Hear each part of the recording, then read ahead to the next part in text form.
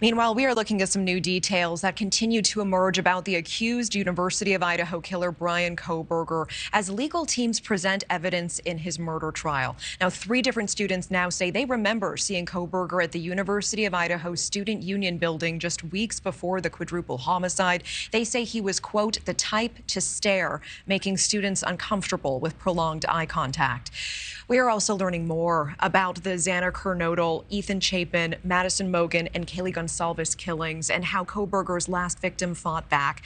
Sources confirming with NewsNation that week that Kaylee and Madison were killed first. Ethan and Xana's killings came after. Ethan was reportedly killed in the doorway of Xana's room, and Xana fought back against Kohberger, grabbing his knife repeatedly. Joining us now to discuss these new details, former CIA officer and FBI Special Agent Tracy Walder. Tracy, thank you so much for being here.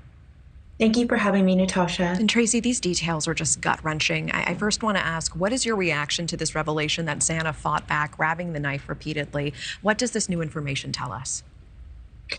I think what this new information tells us is that everything transpired the way that I think we all have perceived it to transpire. I think that the quote that still sticks with me is what Mr. Goncalves said about how the killer didn't have to go upstairs. I think that was really just sort of the #1 clue in all of this. And it makes sense that Xana and Ethan most likely heard the scuffle upstairs. And now that we know that she got a DoorDash delivery really just before the murders took place, tells me that she was awake, she was online, she was giving, looking at TikTok, Snapchat, those kinds of things. And she very well probably heard any commotion that was upstairs. And it makes sense. Ethan went out to check and see what happened. He was killed. She tried to fight back. And it's really heart-wrenching to know that she did that.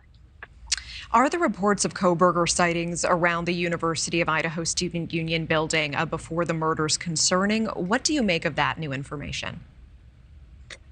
That information is very much in line with what's been reported about him in the past.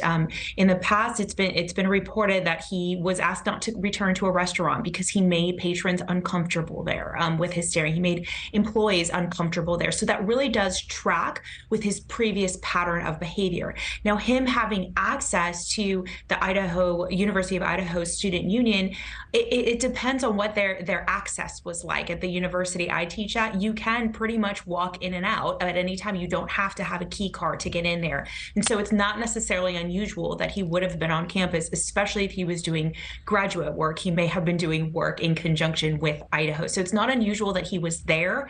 However, that behavior of him sort of staring at folks is very much in line with what's been reported in the past. And it is striking to me that increasingly we are hearing about past instances, largely women, talking about having interactions with him, passing interactions that made them feel uncomfortable, that something wasn't quite right. And I do want to speak to you more broadly about this sort of idea of a gift of fear, listening to instinct, listening to one's gut.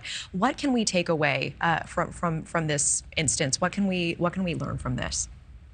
It's so interesting. I read reports all the time on the careers that I've had in the CIA and the FBI and why women are sometimes really good at these jobs. And it's because we have this good intuition, this good sense of gut, if you will. And so I really do think that, if women feel uncomfortable, say something. You don't have to say something in that moment, but if you do feel uncomfortable, it's perhaps worth, going to campus security. It's perhaps worth going to the police or telling someone else. And so I do think that women have this gift of intuition that is extremely important. Absolutely. And I think our tendency as women as well, sometimes to try to override or rationale our way out of it in the pursuit of politeness. Right, Tracy?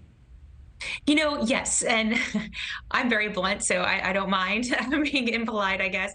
But I think the thing is a lot of times, if we reported every time someone made us uncomfortable, I think we'd be reporting things a lot. And so it's really difficult to find what that fine line is of just, maybe someone just rubs us the wrong way, not someone we want to necessarily get to know, or this person is potentially someone who's going to do myself or someone else a lot of harm. And that's that fine line that we need to walk. All right. Tracy Walder, always appreciate your insights. Thank you so much for your time. Thank you.